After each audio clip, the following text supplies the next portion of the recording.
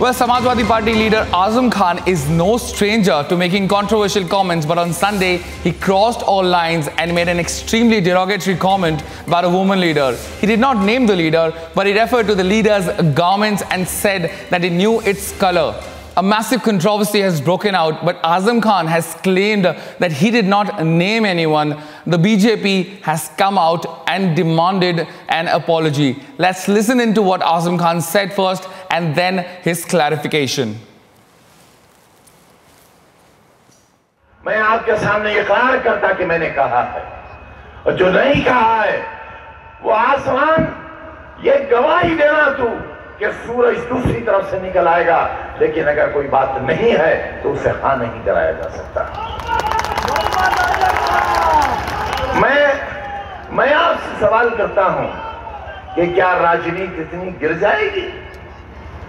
10 बरस जिसे रामपुर वालों का खून पिया, लहू पिया, जिसकी उंगली पकड़कर हम रामपुर में लेकर आए, रामपुर की गलियां, रामपुर की सड़कों की पहचान कराई, किसी का कांधा नहीं लगने दिया उसके शरीर से, आप गवाही दोगे, कांधा नहीं लगने दिया, छूने नहीं दिया, गंदी बात नहीं करने दी। आपने 10 साल अपना प्रतिनिधित्व कराया, मगर आपने और मुझमें क्या फर्क है?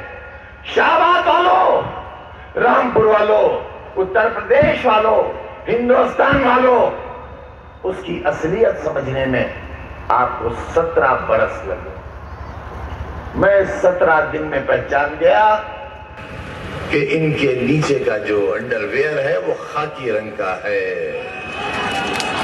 मैं 17 दिन में पहचान गया। आपको पहचानने में 17 बरस लगे। 17 बरस। Absolutely sickening and absolutely derogatory comment from Azam Khan, who is no stranger to controversy. He did not name Jayaprada, but there was an obvious reference. But he's come out and said that he did not name anyone. Listen into his clarification.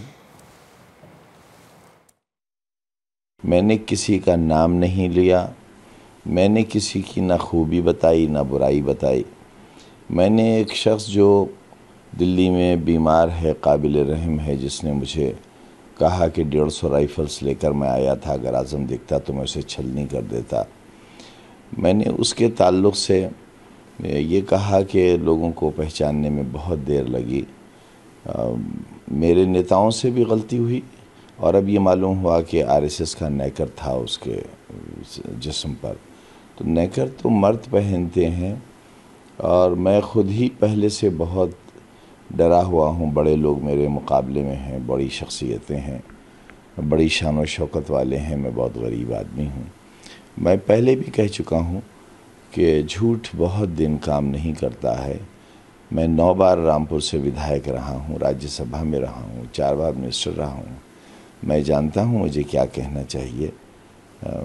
मुझे अफसोस है कि media जो कि मुझे बहुत नापसंद करता है, मैं भी नहीं पसंद करता, क्योंकि मैं जानता हूँ मुल्क का बहुत बड़ा नुकसान मीडिया ने किया है।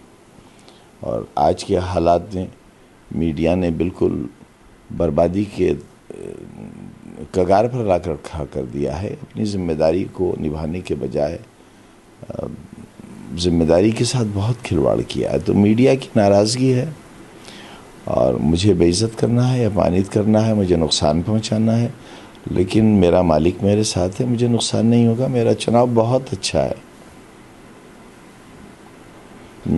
और अगर कहीं कोई साहब मेरा साबित कर दें कि मैंने कहीं किसी का नाम लिया है और नाम लेकर मैंने किसी की शान में तौहीन की है, तो मैं चुनाव से हट जाऊंगा।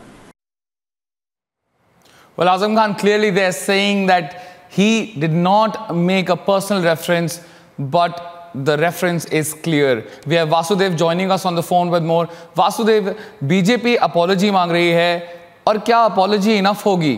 अखिलेश यादव वही थे स्टेज पे जब आजम खान ने एक कमेंट पास किया।